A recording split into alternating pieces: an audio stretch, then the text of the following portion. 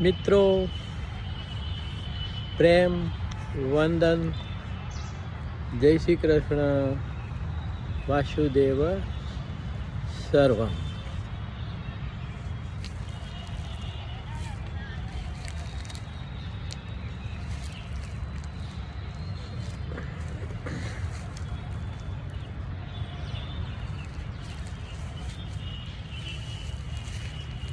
એક નાનકડી રચના રજૂ કરું છું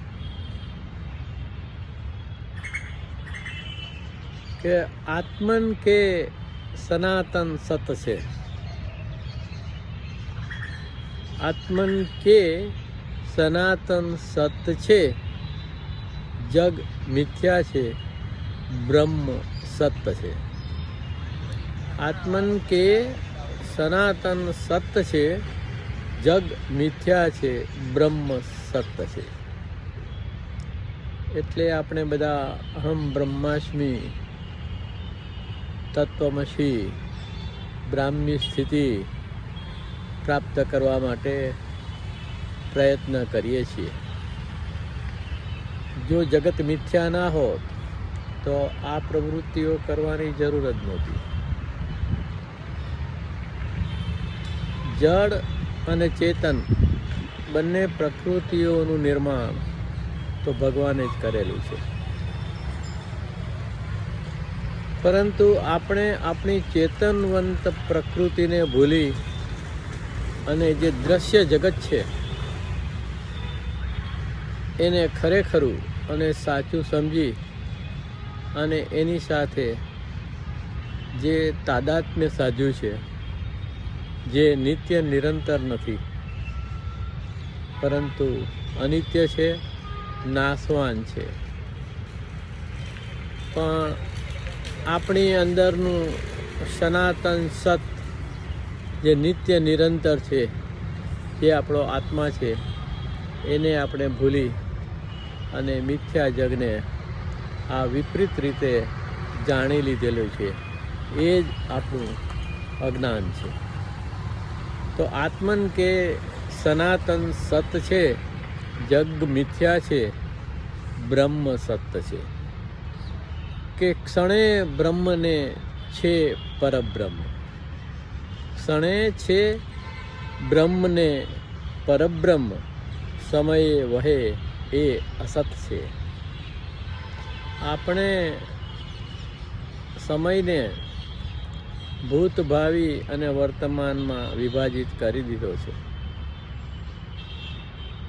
વર્તમાન કાળ એમાંની હાજર ક્ષણમાં ઉપસ્થિત રહેવું એ ખરેખરું જીવન છે, પરંતુ સ્વપ્ન, કલ્પના અને એકરૂપતાના દોષો થકી આપણે વર્તમાનમાં ઉપસ્થિત રહી શકતા નથી. આપણે હાજર ક્ષણમાં ઉપસ્થિત રહી શકતા નથી. તો ક્ષણે બ્રહ્મને પરબ્રહ્મ છે. તો આપણે ક્ષણમાં રહીએ તો આપણે જે નિત્ય નિરંતર આત્મા પરમાત્માનો સંબંધ છે એ જાળવી શકીએ, એ ટકાવી શકીએ. સમયે વહે એ અસત છે, પરંતુ આપણે સમયમાં જે મિથ્યા છે, જે જળ પ્રકૃતિ છે, એને સાચી માની અને એની સાથે તાદાત્મ્ય સાધી લીધું છે. જ્યારે ભગવાને જ ગીતાના બીજા અધ્યાયમાં કહ્યું છે કે નાસતો વિદ્યતે ભાવો, ના ભાવો વિદ્યતે સત. સતનો અભાવ નથી અને અસતનો પ્રભાવ નથી, પણ છતાં આવું થઈ ગયું છે. એનું કારણ આપણા કરણો છે, મન, બુદ્ધિ, ચિત્ત, અહંકાર. એમાંથી મુક્તિ મળ્યા પછી જ આપણને સતનું દર્શન થાય છે. તો સતને જાણ, અસતને જાણ, જીવનદર્શી એ જ તત્વ છે. તો જીવનદર્શી માણસ કોણ છે? કે જે સતના સ્વરૂપને પણ જાણે છે, જે નિત્ય નિરંતર છે એને પણ જાણે છે, અને જે અસત એટલે અનિત્ય અને નાશવાન છે એને જાણે છે. એ તત્વદર્શી કહ્યો છે. તો સતને જાણ, અસત જાણ, જીવનદર્શી એ જ તત્વ છે. આત્મન કે સનાતન સત્ય છે, જગ મિથ્યા છે, બ્રહ્મ સત્ય છે. કે મન વિચાર ને બુદ્ધિ પર, મન વિચાર ને બુદ્ધિ પર છે ચૈતન્ય એ ગનિમત છે. ચેતના એ કામગીરી નથી, ચેતના એ કામગીરી નથી. ચેતના આપણા બધા જ કેન્દ્રોની પર એક ઉચ્ચતર અવસ્થા છે. તો મન વિચાર ને બુદ્ધિ પર છે ચેતના એ ગનિમત છે. આત્મન કે સનાતન સત છે, જગ મિથ્યા છે, બ્રહ્મ સત્ય છે. કે જન્મ મરણમાં ના વિભાજિત, જન્મ મરણમાં ના વિભાજિત ખરું હોવું તારું સતત છે. તો આપણે જન્મીએ છીએ, મરીએ છીએ એ આપણે જાણીએ છીએ, પણ આપણે જીવન એવી રીતે જીવીએ છીએ કે જાણે આપણે કદી મરવાના નથી. આપણે આપણા જન્મને ઉજવ્યા કરીએ છીએ, આપણે આપણા મરણથી ભયભીત છીએ, એનાથી ડર લાગે છે. જતા રહેવું આપણને પસંદ નથી.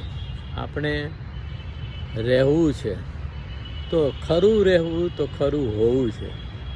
અને એ જો તમે આત્મભાવ ડેવલપ કરો, એને આત્મસાત કરો, તો આત્માનુભૂતિ છે એ નિત્ય નિરંતર અને ચેતનવંત પ્રકૃતિમાં સ્થગિત થઈ જવું છે. તો જન્મ મરણમાં ના વિભાજિત ખરું હોવું તારું સતત છે. તો આ સતત હોવું કરવાની જરૂર છે. કે આત્મન કે સનાતન સત છે, જગ મિથ્યા ને બ્રહ્મ સત્ય છે. સમયને ના કર કાળ તું, સમય ને ના કર કાળ તું. આપણી પાસે બહુ શરીર પૂરતો લિમિટેડ સમય છે, પણ આપણે એને જ કાળ કરી નાખ્યો છે. સમયને ના કર કાળ તું, ક્ષણોમાં જીવે એ અવિરત છે.